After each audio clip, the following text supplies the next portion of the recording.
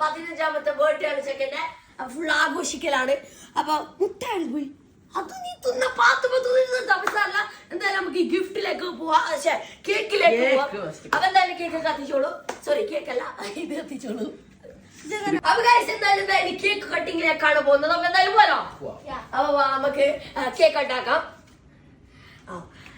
Happy birthday to you, happy birthday to you. അതുപോലെ അറിയില്ല, അത് പാത്തു.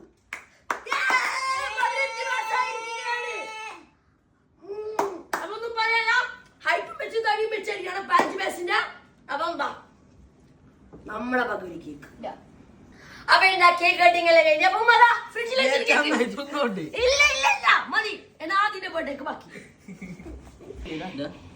എടുത്തോ.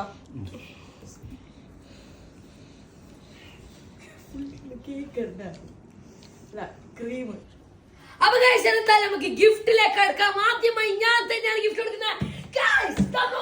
ഒരു അടിപൊളി സൂട്ട് കേസ് ആണ് നമ്മളെ ചെക്കിന്റെ ബർത്ത്ഡേ ഗിഫ്റ്റ് ആയിട്ട് കൊടുക്കുന്നത്. എങ്ങനെയാണ് സൂട്ട് കേസ്? അടിപൊളിയല്ല? എങ്ങനെ നോക്കി എന്താണിത്? പാറ്റക് ഫിലിപ്പിന്റെ ഒരു വാച്ച് ആണ് ഗൈസ്.